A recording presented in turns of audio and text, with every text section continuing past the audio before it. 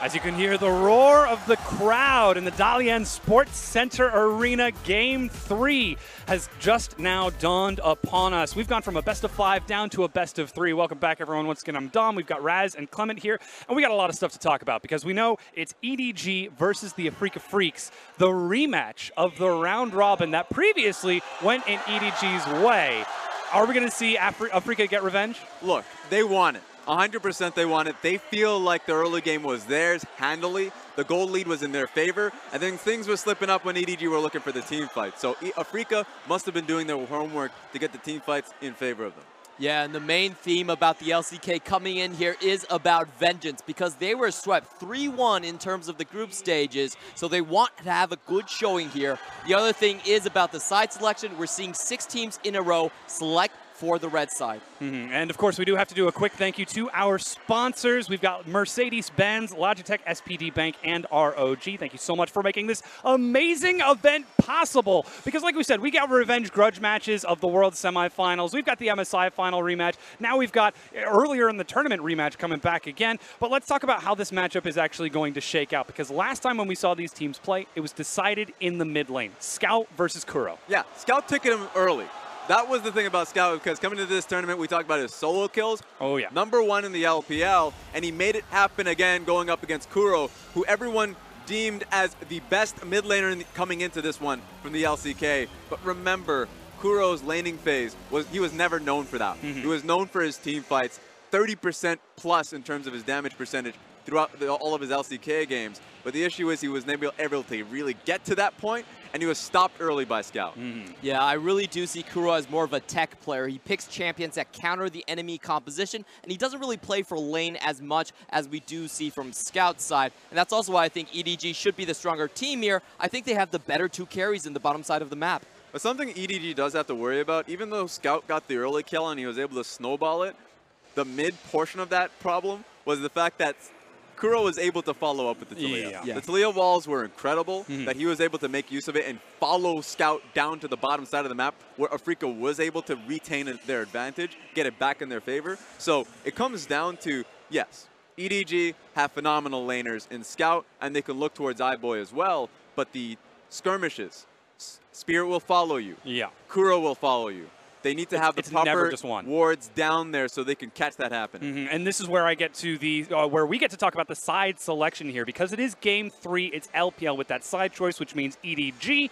They chose red side in this, so perhaps they're already respecting that they do want that counter pick for Scout in the mid lane. Yeah, counter pick for Scout because he can go towards the Swain. He does have a larger pool than he's letting on, but also they can go for Ray as well. This is the big point that people will sleep on, because EDG as a team don't play towards the top side of the map. They can say that, hey, you know what? We have a Kennen to the top side. The last time we saw Ray in the LPL, last set that he had, he lit Rogue Warriors up on the Kennen. So they have a lot of people that would love to have priority, the counter pick. And so I want to see what their focus is here. Yeah. And that's a big worry for me if I'm EDG, because we asked a lot of the players here who was the best top laner in their eyes. It was not Smeb. It was not Khan. Everyone said it was Keen. He was a representative at Asia Cups, and he had a massive performance on the Darius so far. So that's going to be the very dangerous thing coming into this. Can Ray actually hold up? Can he still stay relevant when he's being sacrificed by the team? And it really was a Darius highlight package, because even though the stopwatches came through, Guardian Angel was another thing,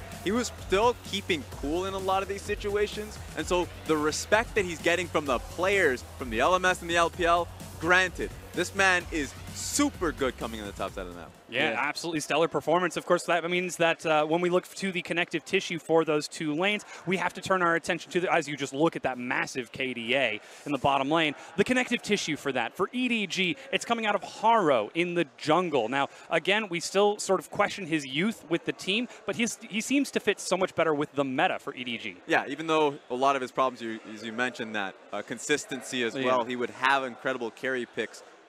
that's why they're putting him in here, that he can play towards the Taliyah. So even though we've only really seen the Trundle, which is a clear love pick as well, it's the flexibility in the draft, and it's really making it worthwhile because he's starting to follow through in the shot calls from Mako. So the problems that they've had from him really early on in the split is being covered, and now the benefits are the only things you see so far. And I really see Haro and Scout being the early game engines for EDG. This is why they're playing him, because like you said, he has the Camille pick, he has the Taliyah pick, and EDG are actually playing very slow in the bot lane in terms of their marksmen. Haro plus Scout, if they run the early game, EDG will have this. Yeah, they very well could. That said, this could be close to a must-win for the LPL. It's now time for our casters to get us into this Game 3 rematch between EDG and Afreeca Freecs.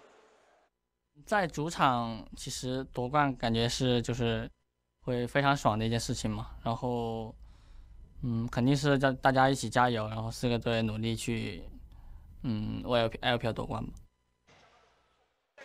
Thank you very much, Mako, and thank you, Dom, as well. As yes, it is the rematch, EDG versus Afreeca Freecs, and I could imagine Afreeca Freecs probably want themselves a bit of a rematch because that went horribly wrong last time. Vengeance is certainly a word for them, and the draft to me was one of the poorest ones I've seen from Afreeca in a long time. They'll be on blue side again. It was the Taliyah first pick, but they seem to be locked in on it being mid lane very early. They ended up getting counterpicked in multiple lanes. It was a far cry from the Afreeca we saw 2 days ago. Remember, we did not see Afreeca yesterday, so theoretically it's an extra day to map out their plan of attack. And the Vengeance target means they've already got some data to play with. And what's so funny is it's so random to see Afreeca just fumble a draft like that. Normally you'd say that of Edward Gaming. They have been a team that has consistently had drafting problems since their inauguration in 2014 and very meta inflexible. Now a lot of that was in part of Clear Love, and so if you haven't seen this EDG recently, they now have Haro starting in both sets for Rift Rivals and now their primary starting jungler. Now the thing about Haro is he does offer some flexibility because he will play things like the Taliyah,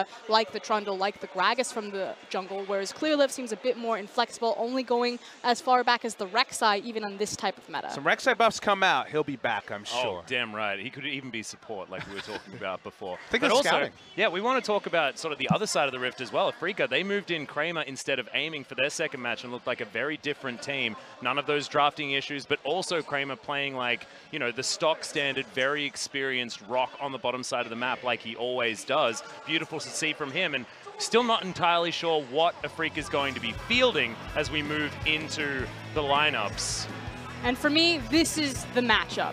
We theorized then that it's going to be Kingzone, Rogue Warriors. Obviously, these are the last team, so if it goes to 4 games, which we're right now going to look at it, that you would suspect that it would go to Kingzone because they are the higher seed. So if LPL win here, then it's RNG into game number 5. If LCK win here, then this game or this series probably ends at 4 games. But let's play with that logic a bit.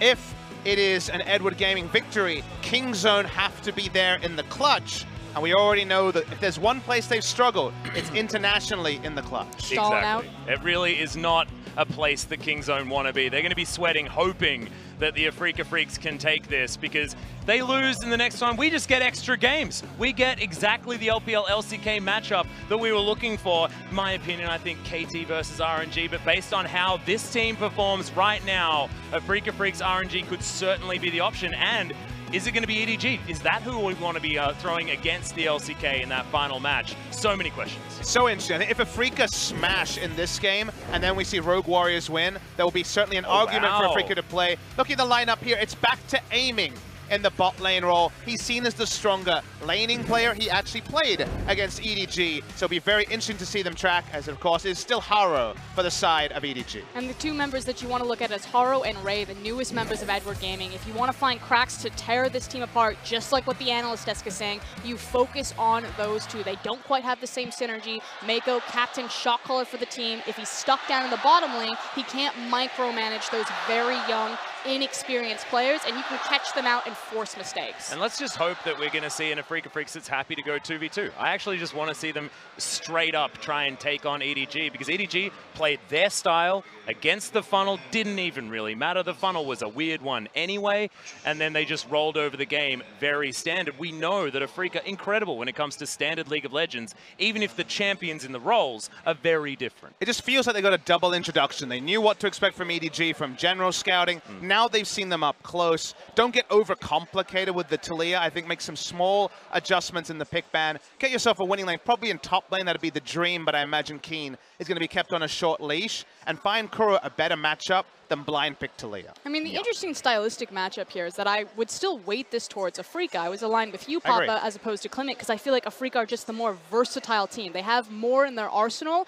in terms of what type of strategy they want to grab. Edward Gaming, it doesn't matter who you slot into this roster, if it's ClearLove, if it's Taro, if it's Mouse, if it's Kuro, now they can play aggressive Ray, junglers. But it's just about the bottom lane. It always has been. Look for 8 to 10 minutes. Edward Gaming will always look to unlock their mid laner, look for the dive bottom, and then snowball into mid-game tempo where they want to clean out the game. If you can stall them out, if you can stall out that initial dive, they will fall apart. Well, this draft is going to be incredibly important already. EDG targeting aiming with the Vladimir ban and Sejuani to be taken away from Spirit. Aatrox and the Camille both banned Afreeca Freecs. 3 for 3 on the Aatrox bans. Let's see if they roll back their bans, because Camille, Aatrox, Kennen were their bans in their first game around. They'll ban the Taliyah. This means they'll first pick the Zoe, but they left open if it's left available. Well, Nocturne also available as well. Spirit could head to that. We've got Galio. We've got so many monster picks still available because EDG threw the whole playbook out the window.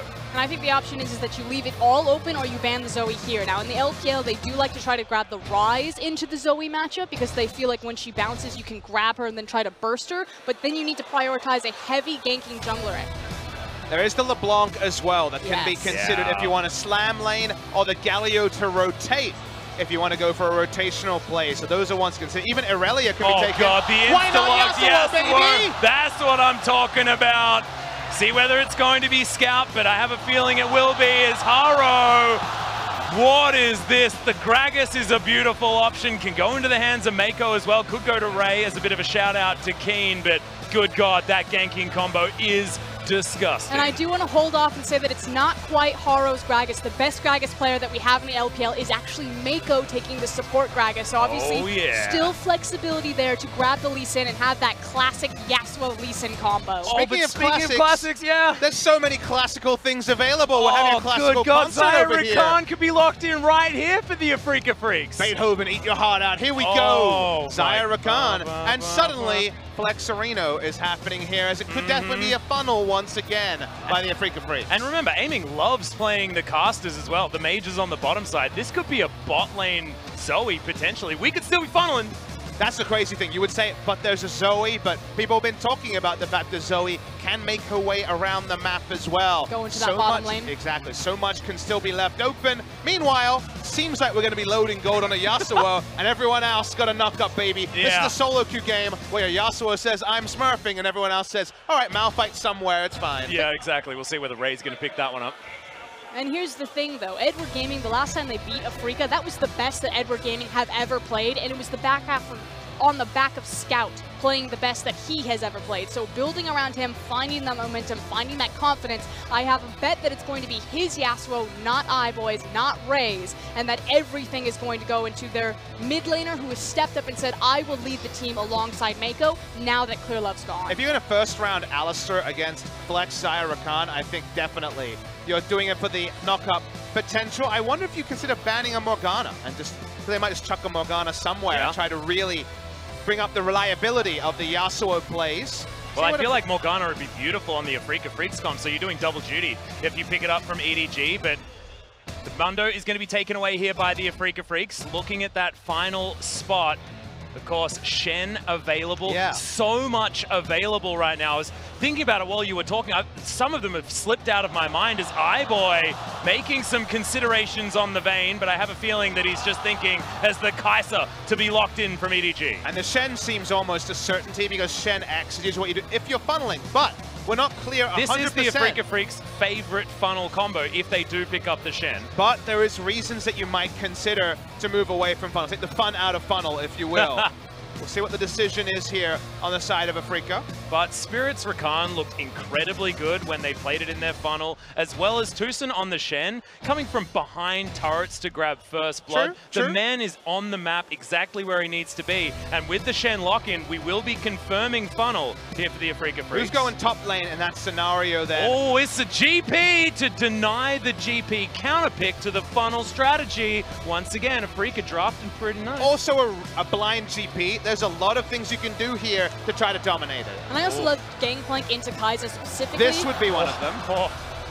Riven more smashes knockups. GP. And more knockups. He recently played Kennen. It was a monster of a performance from Ray. I'd love to see him grab it again. This one smashes GP. Good God, the Jarvan 4, the Prince of the top lane, going to be heading up against the Pirate. Good Lord, it's like Pirates of the Caribbean when it's just really not going well for Jack Sparrow. You can't really catch him, but he's definitely not having a good time. I mean, that said, this is the classic Cannonball comp from the LPL. It goes all the way back, and it's not just about the Yasuo, it's also about the Kai'Sa. And it's about the knockups. All of that displacement ability to trigger 2 of your star champions on 2 of your star players. Edward Gaming are playing in the pocket. It's a proposal comp from EDG. They commit instantly because everyone goes in. The Yasuo joins from off the screen. The Kai'Sa joins from off the screen. We're going hard, boys. The proposal comp, or is it something else? Because everyone's going to be knocked up this game. It's true. We're moving real fast in this particular relationship. Good God. It seems like both teams very clear on what they want to achieve this game. But I have a feeling IG certainly have one that's pretty understandable, right? Put someone in the sky, hope he's near his friends, and beat the hell out of them. And that's the thing for me. Yes, Afreeca are so practiced on this composition, but time and time again, we've seen these funnel comps start to fall apart. The execution is much more complex, whereas EDG are just in easy mode. Just find your R button, it's located between E and T, and smash it. When we get into the game, I want to talk about how there's quite big differences between the Xayah Rakan funnel answer that we saw last game by RNG and what we saw in this game by EDG. So there's a little bit of hope there for Afreeca that the funnel, at least, the farm on the Xayah gets better. Well, let's just focus on the hype. We're 1-1. It's LPL versus LCK. We're going at least 4. Come on, let's just say it's probably going 5. There's so much hype here in Dalian.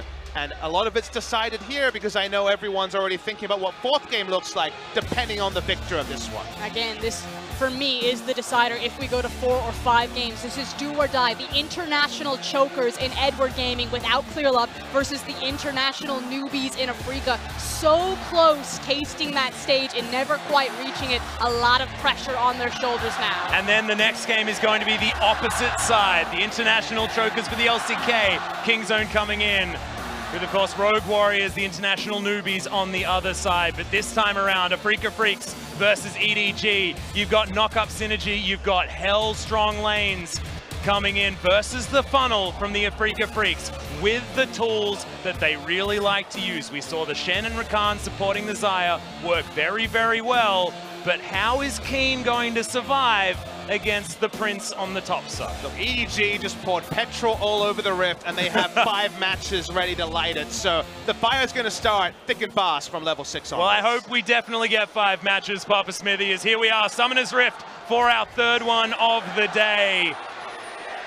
You can hear EDG fans, of course, so many of them throughout the years. The domestic domination of this team in the past is something that we always talk about. But now, up against the team that has the highest slot in the LCK at the moment at this tournament, in the Afreeca Freecs. We'll see whether they can crush them like this draft looks like it could be capable of. Edward Gaming are known as the Chinese killers in the LPL because in China, they're just this machine. They print championships, but they go internationally, they leave their home crowd, and suddenly things start to fall apart. And even 2017 Worlds in Wuhan wasn't enough to save them. So we talk about redemption for the LCK. It is massive redemption and pressure for Edward Gaming. Significance of Wuhan being the hometown of ClearLove, who noticeably hasn't played yet at Rift Rivals, despite monopolizing that starting spot for the majority of LCK Summer. Getting back to the point I was trying to make about the funnel tech. Once again, Xayah Rakan funnel. We got this new lane of the Zoe Shen bot lane, and we've seen mages with Shen be quite reliable.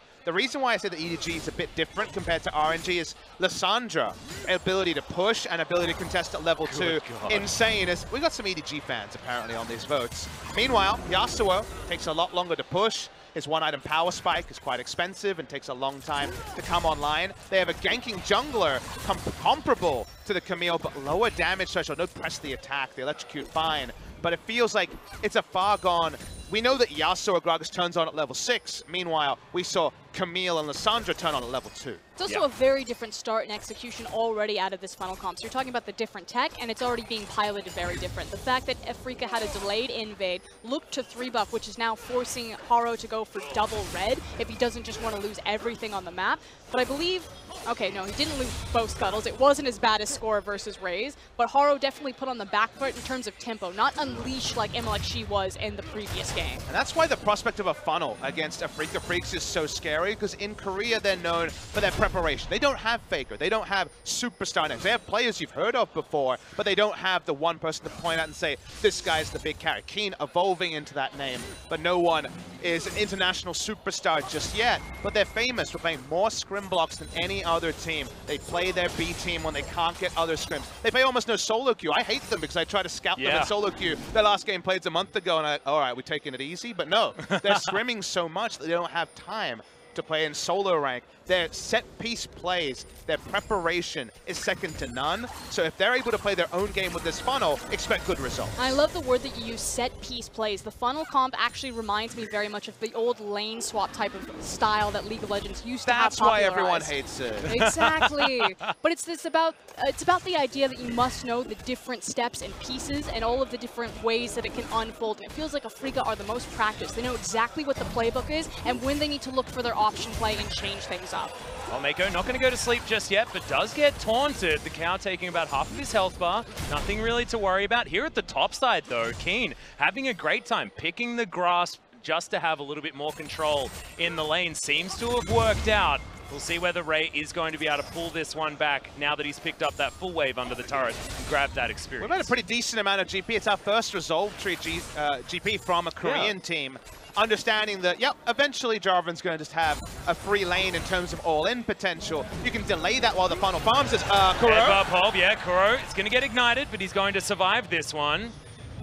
Chugs down on some potions and will be okay. Here comes Haro, though. We talk about best bot lanes in the LPL. This is the best kill bot lane in the LPL. Mako and iBoy are relentless, whereas Uzi and Ming are about creating gold gaps and experience gaps versus zoning. They do so by killing. And no flash available from Kuro as well. There's a flash body slam.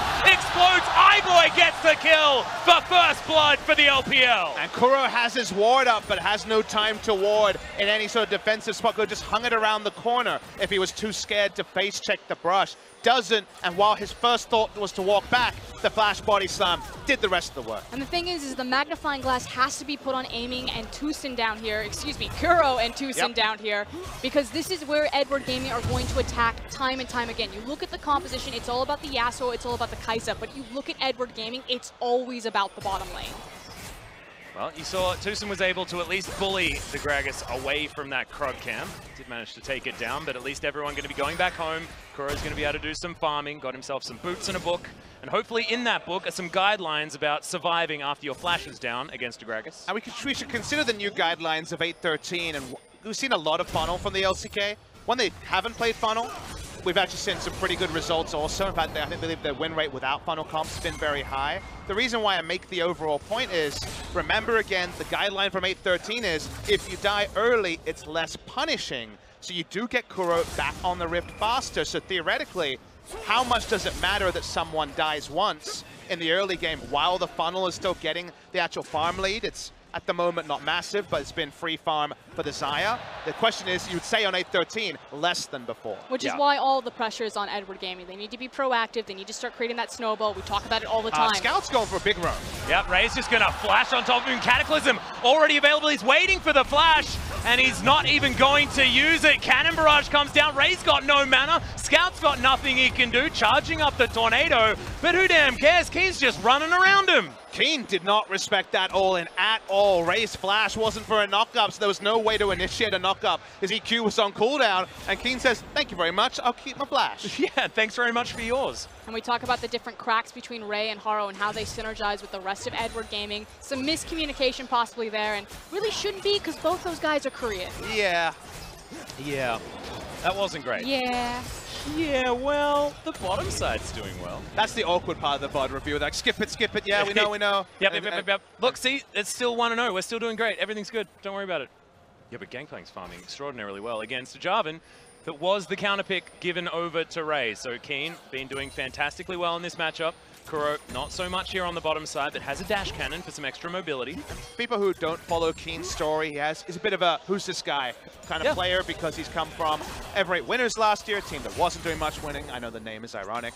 This year came in as a carry-only player and played tanks in the spring season. We're like, okay, his tank player is a lot better than we would expect. He's back on the carries this season, and I think the season of playing tanks gave him the sort of reliability. Tucson might be dead. Yep, Headbutt Pole. He's going to dash his way out. Has himself the shield as well, as Guardian's going to help out.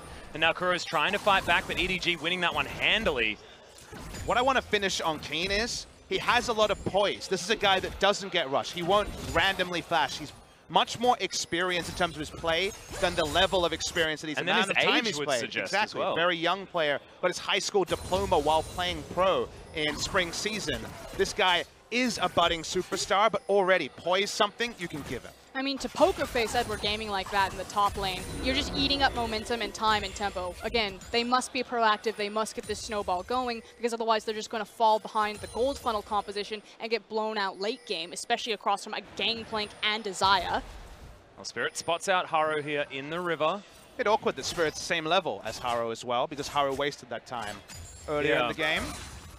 Hanging out towards the bottom side. Did help out, and they managed to pick up that kill earlier on. Scout's having a very non-interactive time, having headed up top for a little bit, but unfortunately, based on what Ray was trying to do with Keen, couldn't actually get anything done. So just been trying to farm. And it's EDG trying to salvage how the draft started. Compared to the previous draft where they first picked Talia, and that ended up being something that was hurt by the Zoe availability on the side of EDG, they first picked a power pick here, did Afreeca in the Zoe, and the instant answer was like, all right, Yasuo can lane against it, Gragas can enable it, but Xayah Rakan was still available, and that was the pivot that has really stopped Scout from dictating to a funnel. It's just not something that a Yasuo mid can do. And it's already so much better, 119 to 88, whereas SKT were pretty much just even in their previous game against RNG, and a lot of that is because of what Tucson and Kuro have been able to do bottom. They haven't fallen behind, they've constantly kept the wave push, and so even though it exposes them to kill threat from iBoy and Mako, they are fine putting themselves on the line like that,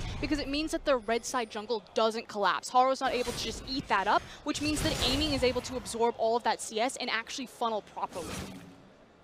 Well, having a look at the top side, still things going wrong for Ray. It's a large minion wave that Keen has complete control of up here.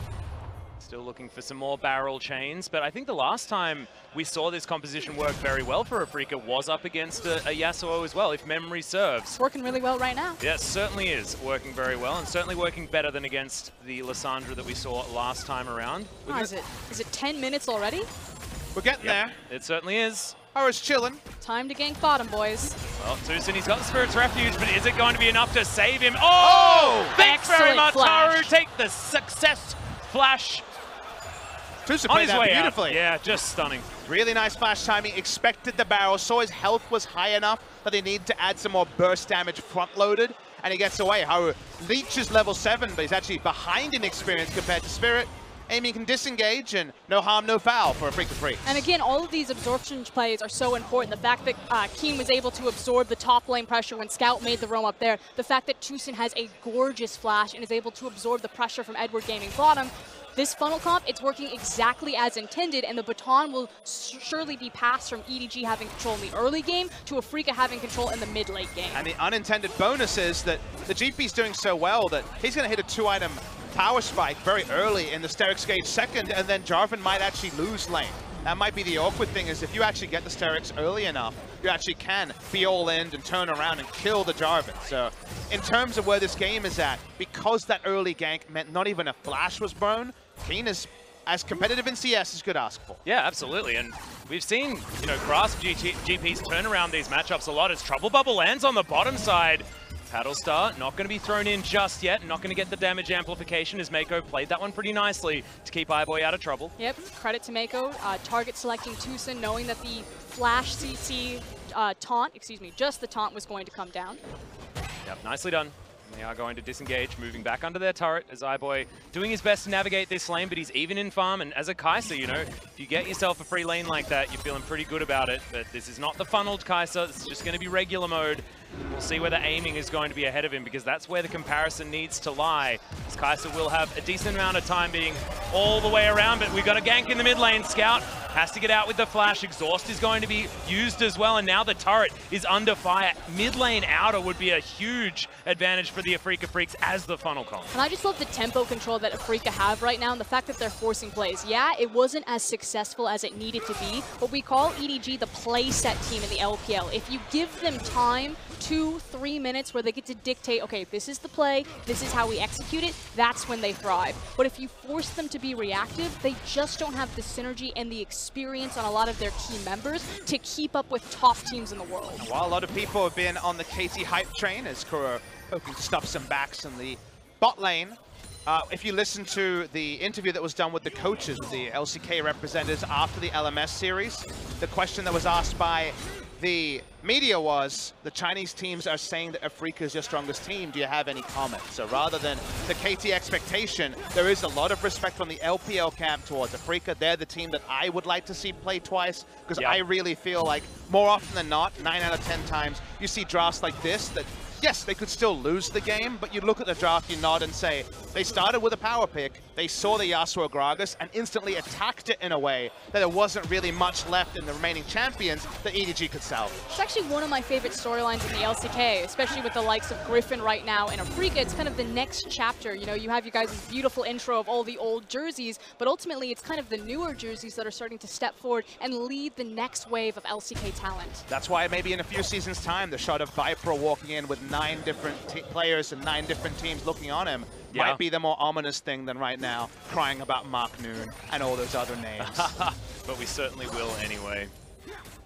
Beautiful intro. Anyway, Afreeca Freecs trying to push down the outer turret in the mid lane, guys. Head in gold, doing solid. We saw the early kill, but like we mentioned, it hasn't really led to too much. Ludens is the one item here for the Zoe. Wants to keep poking, standing with a standard build. What does it mean for Drakes, though? None actually looked at 15 minutes. The Infernal, a very obvious pain point, hasn't been able to be started because Kai'Sa doesn't really have lane control despite that early kill, and there's no jungler, true jungler on the side of Afreeca. And it's all about the lane control, not just in the bottom lane, but also in the mid lane. Afreeca have done a wonderful job constantly keeping EDG locked down here to protect a very low tower. And even though Edward Gaming feel very confident in their item spikes right now to rotate to try to contest the Infernal, to force some of their early strength and use this cannonball composition, they can't. And Afreeca are just holding them down and then grabbing up all of the gold on the map.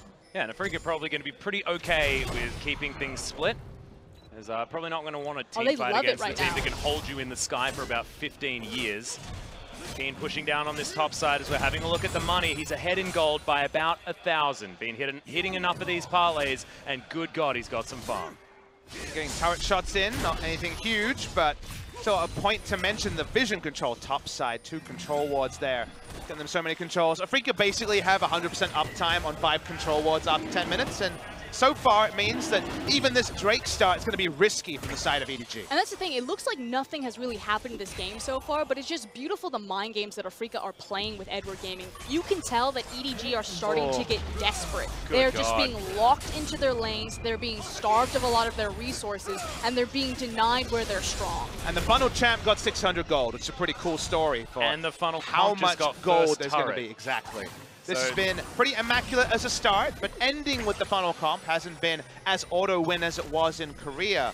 And you have to say, you make a mistake in a team fight, someone dies instantly. This EDG comp can still ravage you.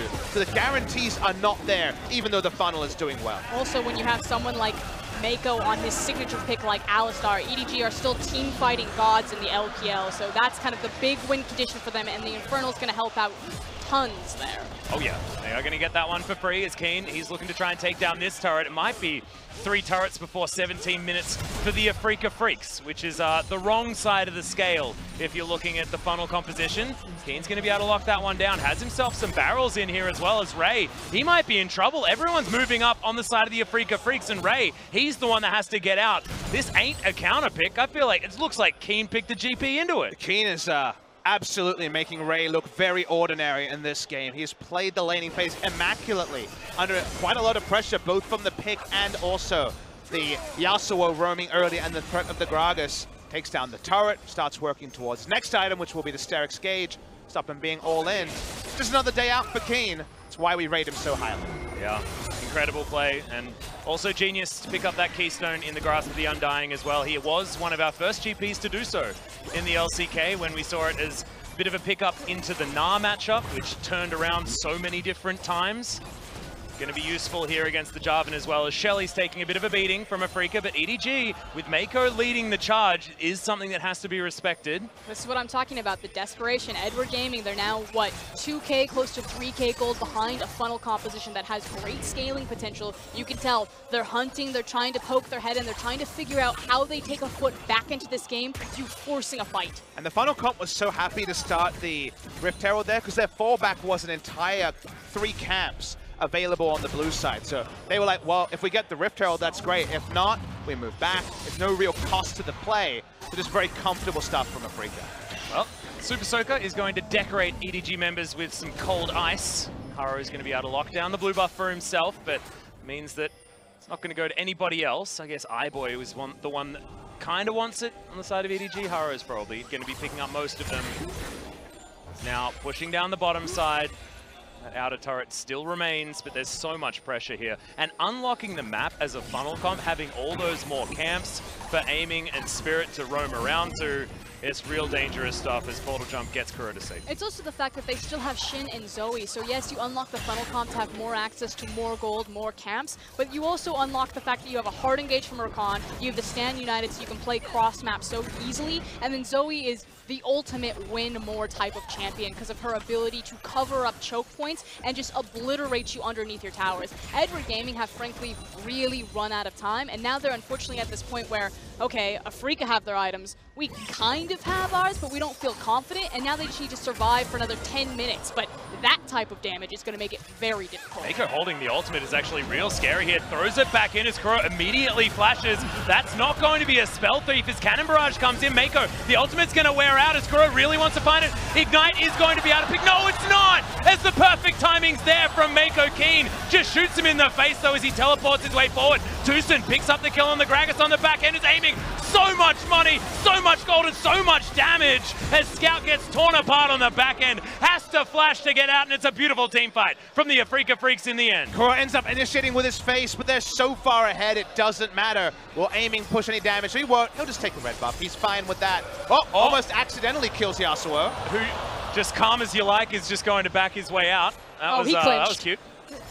So many items on aiming that when he walks in after the ult, after everything is used on the Zoe, he already had Phantom Dancer. He doesn't give any mundos about the Kai'Sa. Run straight at her, and it was always going to be a one-team fight by Afreeca Freecs. And if we go back to this idea of if you're in the practice room, if you're looking at the VOD of this game, Edward Gaming, you circle this moment, you say, that's the kill shot. This is where we lost everything. Now, there is still opportunities because they do have a wombo combo type of composition, but from this point forward, Afreeca should be looking like they're sprinting towards the finish line. The fact that they won this team fight so handedly off the back of an incredible performance from Kuro, just 1v1 mechanically, was beautiful. Really greedy stuff, but he really sensed blood. They knew aiming was coming in. And then level 14, Xayah amusingly walks next to someone being Cataclysm and says, I've got a lot of items and now I can walk around.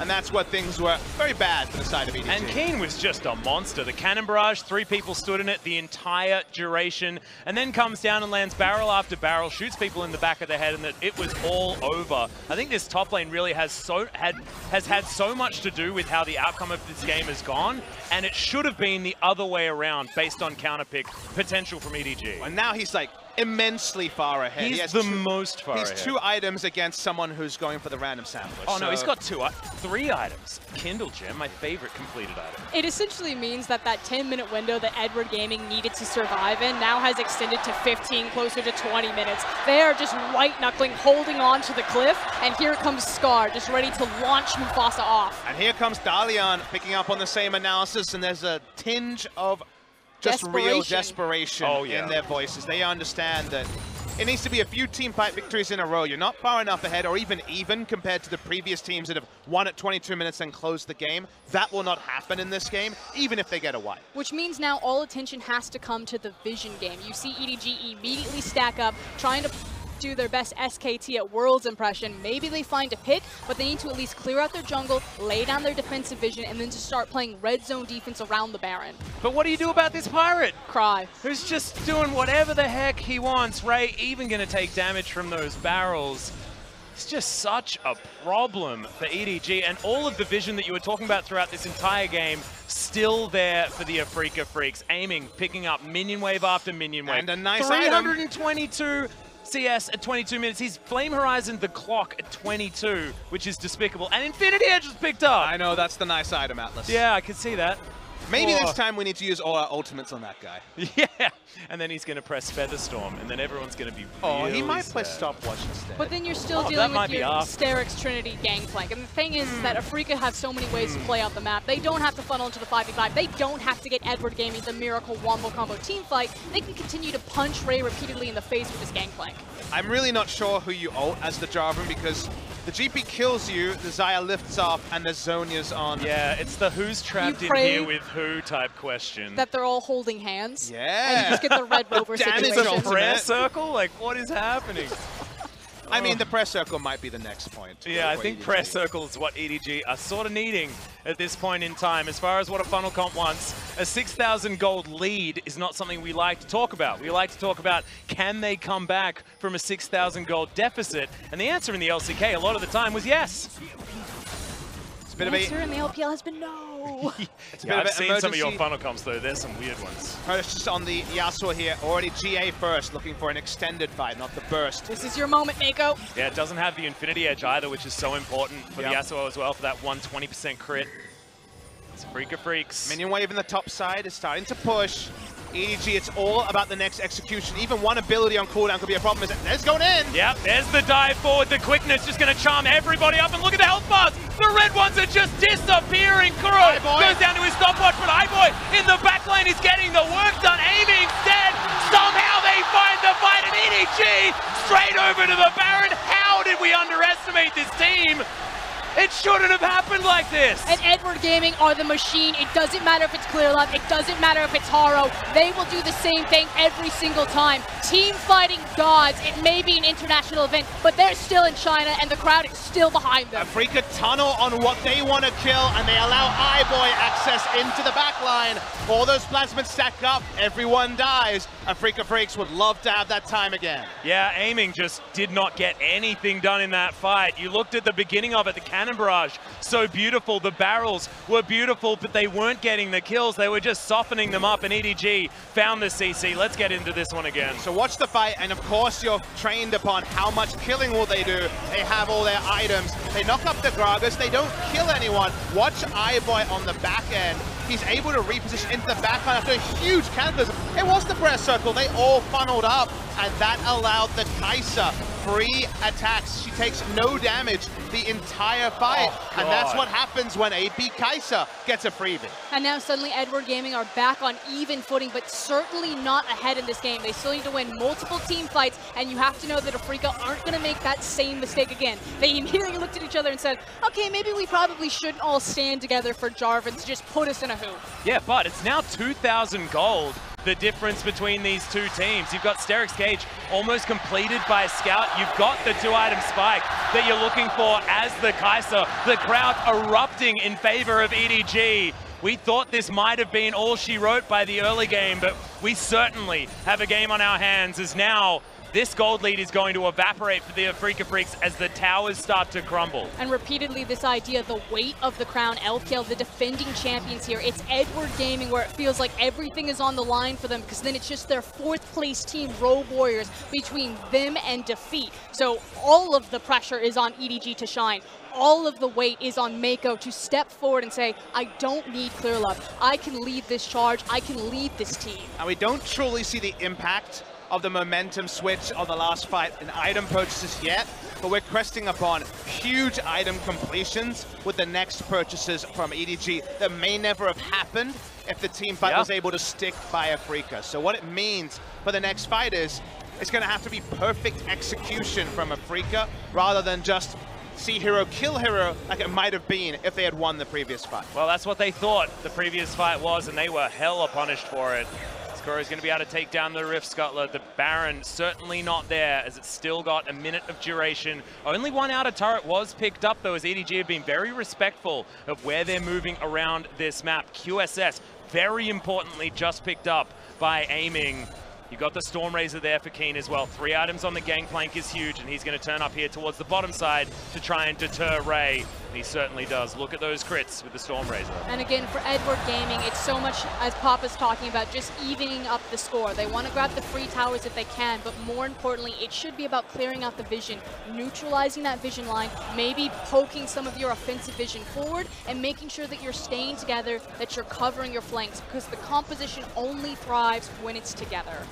When it comes to the next team fight, what I want to see from Afreeca, those flashes on Tucson and Spirit have to find their way to iBoy. He has cleanse. He is going to be slippery, as a Zhonya's as well. But if you get him to pop Zhonya's early, then you can just see hero kill hero and be more general about who your damage profile is focused on. If he gets to free hit, if he gets to the back line, he can light up Afreeca in half a second. And the thing is so much of the conversation is dominated about Uzi and the prodigy of Jackie Love, but it was iBoy who came in with only 19 games underneath his belt, faced down Uzi and lifted the LPL trophy on his first run at that type of championship.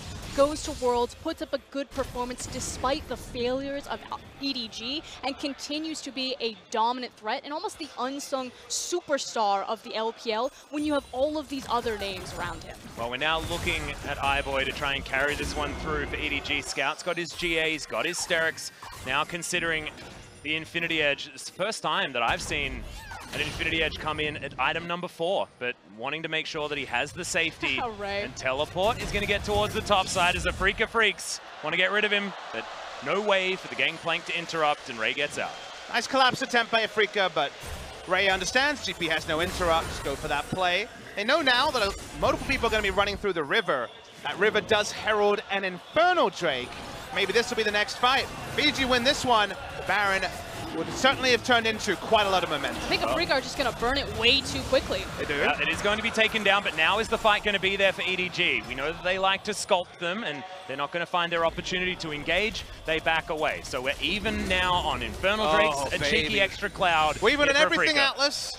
That means it's all about the execution. Oh, These are my favorite games. Well, we've had a couple of good ones already. Now 2 minutes until that next Baron, and that might be where that next execution needs to be tested for both of these teams. And I have a feeling aiming a lot to prove in the next fight. Of course, we do have to talk about the big elephant in the room, which is Ray not having access to the TP. You're against a gangplank, he has his TP, he has a cross-map ultimate, and he also has great kill pressure on Jarvan right now if he doesn't get any sort of assistance. Baron coming up in 1 minute 30. Again, Afreeca have so many different ways that they can play this map. They don't need to prayer circle themselves and just get dunked on. Well, we're very close to a GA as well from Keen. Picks up the BF sword, has his stopwatch, which hasn't been broken as of yet. A lot of the members of Afreeca Freecs, remember, quite squishy. Spirit, not a lot of health to his name. Tucson as well. It's a pretty anemic Shen. Afreeca Freecs need to take care of their carries in this next fight. Aiming needs to survive. They need to find a way to kill iBoy with that CC that these two supports are going to offer. Wave management's very important here. You saw that 2 members had to split off from Edward Gaming, which means that Afreeca should take this tower for free and then immediately recognize, okay, the flank potential is here. We now need to disengage back into Fog of War and start setting up our vision in the river. Yep, they are going to do so. Grab themselves those waves as well as EDG, like you say, move top and bottom, get those ones pushing, and you can see Keen, he's going to move towards the bottom side, finish off that minion wave, possibly get his GA, and then 10 to the top side, but EDG now able to push back in the mid lane and get some control around this Baron. 30 seconds until the big purple worm is available again. But Keen is reading this play 2 minutes in advance. He's already got it pushing. Someone will have to respond, and Afreeca can just stall. Afreeca do have limited control wards, 2 each for the 2 supports here, so they don't have 5. Or the ability to put down 5 with things like the stopwatches littering. Do see GP pick up 1 himself to And do the GA. a bit of helping. And yes, the Guardian Angel is complete. 4 items on both carries. All about execution, aiming very much a rookie as a lot of the other people here. Look at Ray. Yeah, he was positioned for that one. It almost looked like Haro picked up the trouble bubble on purpose. I'm going to assume that that is some sort of monument. I'm pretty confused, but Ray's going to use his stopwatch, denies the knock-up as now Tucson gets the flash from him afterwards. We were all very confused, but the Jarvan almost died, guys. It was a cool poster. Yeah, that was a 7 out of 10 at least. Yeah, I liked it. Oh, I think everyone's heart's in their mouths, whether you're an LCK fan, LPL fan, the Dalian crowd. A nervous laughter has broken out a couple of times because it didn't seem like it was going to come to one team fight. It seemed like Afreeca had so much in the bank. They were basically the banker in Monopoly. They were ready to go. They have very little in the bank. They make a mistake here. One bad investment. This game goes to EDG. Well, the Baron is going to be stopped. Voidseeker doesn't find the target here from iBoy as Spirit considering a flank. They have so much vision control. They've got vision domination of this Baron area. But listen to the crowd. You don't hear a word. Here we go. Kuro's going to dive forward. Trouble bubble, not going to register. Afreeca Freecs just testing the waters. Haru, I'm trying to look at that screen. I believe it's Runic Echo Zeke, so he's very, very weak. Yeah, very squishy. In terms of actually being able to impact, yeah, he has less than 2,000 health, so clearly super, super squishy Batman. I know it's weird. He's been on a diet. We haven't seen the changes yet. Might need a bit of surgery to deal with some of those Have you been faults. talking to Gragas, Pop Smithy? I tried to. Yeah, I think that he's a good certainly guy to drink with. Yeah, he's certainly taken some leaves out of your book, though. He's lost a whole bunch of weight this game, especially by 33 minutes. He throws a cask, he hopes Yasuo profits from it, and then he's just a buff bot. Will he be in range for a smite, as this is a load of damage? Yeah, exactly. Will anyone even be able to make it here as they have no vision? It's going blind. It's just going to get taken down. The barrel's too late, but they had no vision, no idea, and that's a free one for Afreeca. And we were talking about how the vision game was going to be so important at this point because it was about how you can protect that Baron, how you could set up that team fight. Edward Gaming, blink, they lose the Baron, and now power back in Afreeca. They're in the driver's seat. So much damage on the side of Afreeca and the front line. Someone like Haru being so squishy means you second guess the face checks a lot more. You try to wait for friends that with a different build you might be a bit more risque about. They give up the Baron. That means that their siege goes from being kind of okay to pretty over the top. Zai not the best sieging AD carry, but they have the Zoe. They have ways to poke. They'll want to break the base and take an inhibitor with this Baron. So the most important thing for EDG at this point, again, move back into your jungle, set up defensive control wards, and try to create avenues for flanking positions. You want to make sure that you can get Ray, and most importantly, Mako to the side of Afreeca when they step forward to siege these towers, to use these Zoes, and then try to go for your big wombo combo and kill all of the Barons at once. Well, now we've got all of the CC from Afreeca just hanging out around this inner turret. Looks like that's the avenue for Afreeca Freecs to attack with this Baron buff. Keen bringing up the wave in the mid lane just to make sure they can have extra pressure. Top wave pushing back, but it's going to be a while before it does anything, and that tower evaporates. Afreeca Freecs, so much damage. We know EDG, they can team fight, but can they make the right moves to save their base? Playing multiple lanes is right from Afreeca. Very limited wave clear from EDG. It's really only iBoy popping in with a Q every now and again. So they're happy to play just 2 lanes. Pushing up here, EDG looking for the God Barrel to start the chain. Well, Keen's going to set it up here as we're starting to take damage. This Siege minion, of course, Wind Wall can stop a bit of that damage, but do really need to turn their attention to these minions that are taking down the base. In goes Mako. This could be the engagement. Featherstorm stops it. Blade Caller for the snares is now iBoy wants to get the work done, has to use the stopwatch, but he's dead, everyone. This is the fight over as Afreeca Freecs turn it on its head. EDG do it once, but damn straight they can't do it again. You can't get aiming down the second time. He's aware of it. Haru will be able to walk out, and Spirit will just interrupt any back timings, and Afreeca will look to close the game now. And the best case scenario is that Haru can just stall time, but like you said, so long. They've got the minion wave, they have all of their carries. This should be Afreeca taking the game, and which means it's King Zone versus Rogue Warriors to determine if we go to Game 5. Rogue Warriors have to do their best attempt like MVP did last time around for the LCK. I feel like the shoe is on the other foot, but anything can happen when it's King Zone Dragon X. But this game, all about the Afreeca Freecs. We got that one team fight. EDG made it look like there was a chance, but the macro play, the funnel strategies, and Afreeca Freecs come out victorious. such a bittersweet moment. You see the miracle, the fact that they get that type of play, but in the back of your head, it's Edward Gaming, international event. It doesn't matter who it is. They can team fight, but ultimately they will fall down. Still, my respect for EDG only goes up after this game. They were outdrafted. The Xayah Rakan really shut down their hopes of the Yasuo Gragas. The early game went just the best possible for Afreeca Freecs, and yet, when you are as good at team fighting as EDG has, there was still a way back into this game. I think in that scenario, pre the team fight that EDG won, 9 out of 10 teams just lose the game in an uninteractive fashion. They were the 1 in 10. They made it a game, and with that second fight had also been a miracle, they could have still won. But now I pose this question to actually both of you LCK experts. We're listening. You look at that type of performance from Afreeca, you look at the performance from KT. If the miracle does happen and Rogue Warriors are able to take down Kingzone and we go to game 5, is it Afreeca or is it KT roster that represent the LCK? KT. For me, because I want Mata against RNG, I'd say KT. I think you need firepower in the bot lane. I think you need a chance to go standard. I don't think Afreeca goes standard against RNG. So because Afreeca actually had the misstep here, if they had closed this one out uninteractively, I would have said Afreeca. Because of their misstep, throw me on the hype train. Let's all get excited. I'd send KT Rolster. Oh, hell yeah. We're aligned on the KT Rolster hype train there, but we may not get to see them as Kingzone are going to be up next against Rogue Warriors, but damn, look at that GP damage. Keen honestly turned this whole game on its head by dominating the Jarvan matchup. Who's the best top laner in Korea? Who's the best top player in the world? We still feel that we don't have that last little nugget, but you just want to pin the tail on the donkey and give it to Keen. Again, the new wave of LCK talent, Afreeca finally stepping up, making the finals last split, now possibly looking for more, especially on the back of this type of performance. They're one of my favorite teams to watch right now. I'm going to take some credit. They asked me at the start of the season what the final would be. You. I said Afreeca KT. I think Afreeca and KT are the best 2 teams in Korea. They're definitely the best 2 teams at this tournament for the LCK. Their performances have been brilliant, but to break down that brilliant performance, let's send it back to the guys on the analyst desk.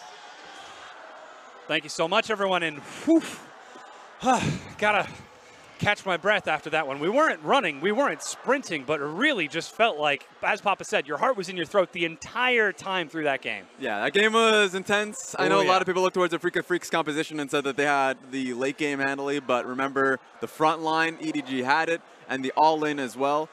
You look at a perfect composition, you're like, okay, perfectly like, Afreeca Freecs should be able to disengage a lot of the engage points, and the Xayah should be able to do well.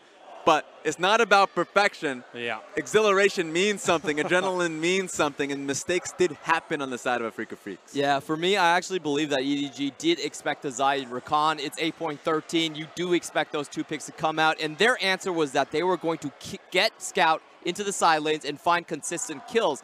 And if that happened, I think they would have kept the game plank down, and they would have had a split pusher in the late game in terms of the Yasuo to really spread the map out and have their way with the Kai'Sa engages and the catches right there. But nothing went to script for them. Yeah, because they were just caught off guard in the pick ban draft. Like, the moment Zoe comes out, they're almost certain that Kuro is going to be picking it up. Yeah. So they pick up a Yasuo, and Yasuo, look, he's great later on in the game, but there's a reason why he had less damage than the Alistar here, 3.5k. It's because he had to constantly deal with the waves piling up underneath his turret. He was constantly responding to plays, never really being able to get it. So even in the team fights, it was never under his control. He was waiting for a knock-up to come out. But of course, Xayah would always have the ulti enabled. And so it's like, it's just rough for the Yasuo, it's rough for Scout because he would get exhausted in these team fights and it wouldn't go his way. And even off of the back of that, the build order that he had to go just to survive the snowballed Xayah, waiting 4th item Infinity Edge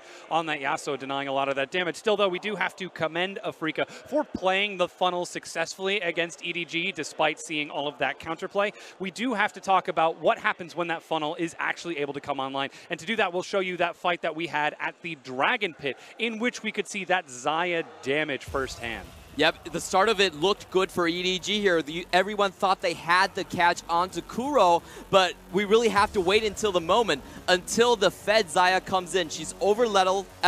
She has an item advantage over everyone in this fight, and the really telling moment does come down to the fight between iBoy and the Xayah that's about to happen on your screen right here. That's a normal AD carry versus a funneled AD carry, and that was basically a 3-shot. And you have two frontliners here. I'm referring towards the Alistar and the Gragas. Gragas was prioritized by the Shen, while the Alistar already had lost the HP with how the beginning fight started. So you shouldn't have the Kai'Sa alone in that, but unfortunately that was the case. It was just EDG not having the proper preparation for the fight when it happened. And it could have snowballed differently. And I think the first fight where Scout went to the top lane, he should have got that kill onto the gangplank from Keen. Bad execution from Ray. Happened again in the bot lane. So EDG, I think they did participate in the gold funneling, but they missed executed so many times and missed windows of opportunities where they could actually get side lane control. And that's what makes that game so tragic, is because when you do see the execution at 100%, when all 5 members come together in that massive fight in the mid lane, it looks like they're able to pull a miracle team fight out of nothing. Yeah, it was perfect from EDG as a response, but once I mentioned a mistake needed to happen, take a look at aiming here, because he walks way too close towards Mako. The knockup does come through, and immediately he gets obliterated. So that was the first mistake, but it was a beautiful play from EDG as a whole. Scout run rampant alongside iBoy to make it worthwhile. Big success. Yeah, and I think Afreeca learned from their mistakes after that fight. After that, they never fought them in open ground. It was too easy for iBoy to find a way into the backline and just pick off everyone one by one. You saw in the final team fights, it was in this funneled section right here where there's one direction. They had to walk through the cannon barrage and also the barrels. iBoy found a bit of sunlight, but the battle dance from the Rakan, the extra range, really catching him off there. And truthfully, I mean, the moment the headbutt pulverize wasn't responded to, no one was in range, so Xayah got out of there very easily. There's no way you can find the Xayah. Xayah is going to be able to fire off, and that was just a really impossible fight for EDG from that point forward. Yeah, and for those of you who are wondering why iBoy stood still on the back of that fight, when you have the killer instinct on Kai'Sa, you do not go untargetable. So in the dash, he passed through the Rakan, getting hit by that battle dance, as you mentioned, and then was immediately charmed in front of a level 18 funneled Xayah. It hurts. So no cleanse, no charm. He thought he had it, but I guess that's what the game came down to. And the Korean coaches are very happy right now. They predicted before this match that they said they were going to take it 3-1. It's really down to Rogue Warriors, my burner team, to save the day. And it's going to be a tall task. Look, and I made a point of this on Weibo. I don't think that Rogue Warriors is nearly as bad as people make them out to be, because remember, coming into this one, they are a top 2 team in the Western Conference, and coming into this one, they beat Mad very handily in the early game. They had a proper early game versus the best Korean team of KT as well. Putting all of those asterisks there, sure, Rogue Warriors are the worst of the LPL teams, but can they be a KZ that has been really having problems? I think that's the case, so you can't count them out yet. I saw you rolling your eyes there, Clement. Yeah, why are you rolling, dog? What's happening? You just mentioned Mad, and I just want to say, like, let's focus back onto Keen. That's, it's a happy thought in the top lane. That level 6 evade from Ray was really crucial, because that was a kill lane that was set up to demolish him. He did have the blind pick into the gangplank, and Scout was gunning for his head, but avoiding that kill threat meant that he was able to actually do the split pushing. Dominated the lane after that point. 100% kill participation for a reason, because when the skirmishes happened on the bottom side of the map, TPs went through. He had full access to the back line. Really well played from King. Big success now to the LCK squads. That being said, we already know our final matchup. It's Rogue Warriors versus Kingzone. Will the LPL be able to bring us to a Game 5? We'll find out in just a few minutes.